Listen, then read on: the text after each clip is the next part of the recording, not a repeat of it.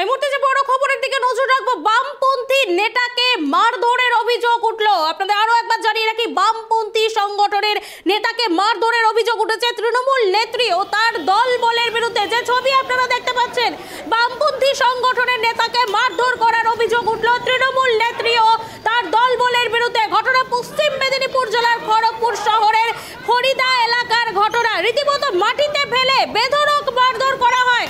আমরা বামপন্থী সংগঠনের নেতা অনিল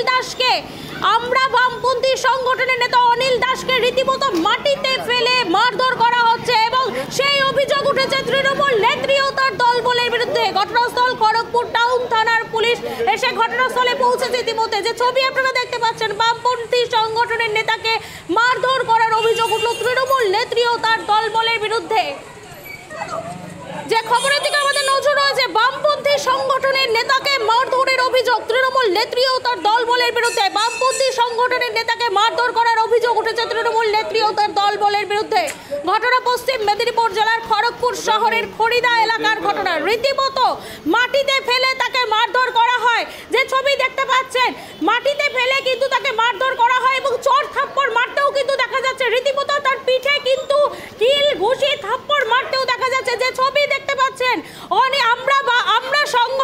আমরা বামপন্থী সংগঠনের নেতা অনিল দাসকে রীতিমতো মাটিতে ফেলে কিন্তু মারধর করা হচ্ছে। এ বিষয়ে বিস্তারিত জানবো। আমার সঙ্গে টেলিফোন লাইনে রয়েছে আমাদের প্রতিনিধি বাসরা। রীতিমতো একটা ভিডিও এসেছে আমাদের কাছে, যেখানে দেখা যাচ্ছে যে আমরা বামপন্থী সংগঠনের নেতা অনিল দাসকে মারধর করছেন একজন মহিলা। ঠিক কি ঘটেছে? একদম সৌমি, তোমাকে জানিয়ে রাখি যে এই ঘটনার সূত্রপাত কিন্তু গত দুদিন আগেই। এই যে আমরা বামপন্থী সংগঠনের যিনি নেতা তাকে মারধরের যেটা অভিযোগ, তার সূত্রপাত কিন্তু গত দুদিন আগে। এই কারণেই বলবো যে গত দুদিন আগেই ওই ওয়ার্ডেই কিন্তু এই যে আমরা বামপন্থী সংগঠনের নেতার সঙ্গে ওই তৃণমূল নেত্রী বেবিকলের একটা দেওয়াল, যে পাতার দেওয়াল তোলাকে কেন্দ্র করে কিন্তু বচসায় জড়ান এবং পরে কিন্তু তার থানা পুলিশ পর্যন্ত গড়ায়। খড়গপুর টাউন থানায় অভিযোগও দায়ের হয় ওই দেওয়াল ঘেরা নিয়ে বেবিকলের বিরুদ্ধে। এবং সেই দেওয়াল ঘেরা নিয়ে বচসা জেরেই কিন্তু আজকে আমরা বামপন্থী সংগঠনের নেতাকে ওই খড়িদা এলাকায় পেয়ে কিন্তু বেবিকলে এবং তার লোকজন প্রচন্ড রাস্তায় ফেলে পেটায়, এমনটাই প্রাথমিকভাবে আমরা জানতে পারছি। এবং পরে যখন ঘটনাস্থলে গিয়ে আমরা পৌঁছে দেখি যে ওই আমরা বামপন্থী সংগঠনের নেতা যে অনিল দাস, ওকে কিন্তু রাস্তায় ফেলে পেটানো হয়েছে এবং পাশাপাশি উনি বাঁচার জন্য যখন পাশের একটি রঙের দোকানে লুকিয়ে যান, ওই রঙের দোকান থেকে বের করে এনে ওর গায়ে রং পর্যন্ত ঢেলে দেওয়া হয়েছে। এমনটাই কিন্তু সম্পূর্ণ অভিযোগ উঠছে ওই তৃণমূল নেত্রী বেবিকলের বিরুদ্ধে।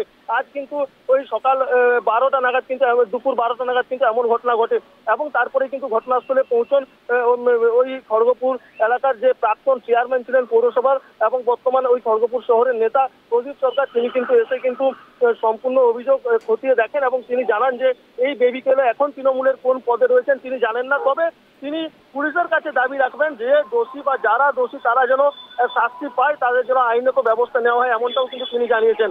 সৌমি, বাসরা, এই ঘটনায় সিপিএম এর পক্ষ থেকে কিছু জানানো হয়েছে? সিপিএম এর যেটা অভিযোগ, তারা বলছেন যে এই অনিল দাস তিনি ওই দেওয়াল ঘেরাকে কেন্দ্র করে প্রতিবাদ করেছিলেন। এটাই কি তাহলে তার অন্যায় হয়ে দাঁড়িয়েছিল? তাহলে কি মানুষ মুখ খুলতে পারবে না? আগামী দিনে মানুষ কি কোনো প্রতিবাদ করতে পারবে না? সিপিএম এর কিন্তু এমন অভিযোগ করছে। আর তৃণমূলের বিরুদ্ধে একাধিক ক্ষোভ উগড়ে দিচ্ছে সিপিএম এর নেতৃত্বরা। তৃণমূলের তরফ থেকে কিছু জানানো হয়েছে বাসনা?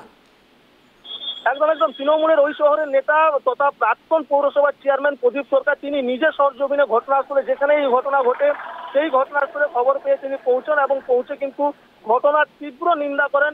পাশাপাশি যার বিরুদ্ধে অভিযোগ, যাকে আমরা তৃণমূলের নেত্রী বলে অভিহিত করছি, সেই যে বেবিকলে তিনি কোন পদে রয়েছেন সেটাই জানেন না ওই নেতা।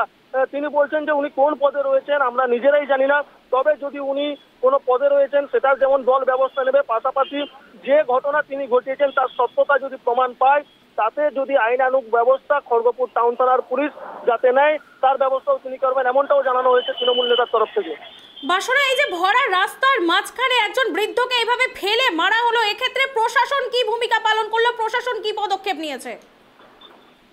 একদম এমন ঘটনা ঘটার পরেই কিন্তু খড়গপুর টাউন থানার পুলিশ জানতে পারে ঘটনা এবং খড়গপুর টাউন থানার পুলিশ কিন্তু ঘটনাস্থলে পৌঁছয় এবং ঘটনাস্থলে পৌঁছার পরে কিন্তু ওই বৃদ্ধ আমরা বামপন্থী সংগঠনের যিনি নেতা ওনাকে কিন্তু উদ্ধার করে এবং পুরো ঘটনার কিন্তু তদন্ত ইতিমধ্যে চালাচ্ছে পুলিশ। এখনো পর্যন্ত কাউকে গ্রেপ্তার করেনি পুলিশ, এটাও জানা যাচ্ছে। সৌমি, ধন্যবাদ বাসন আমাদের সঙ্গে থাকার জন্য। যে ছবি আপনারা দেখতে পাচ্ছেন, রীতিমতো আমরা বামপন্থী সংগঠনের নেতা অনিল দাসকে কিন্তু রাস্তায় ফেলে পিটিয়েছে তৃণমূলের একজন নেত্রী।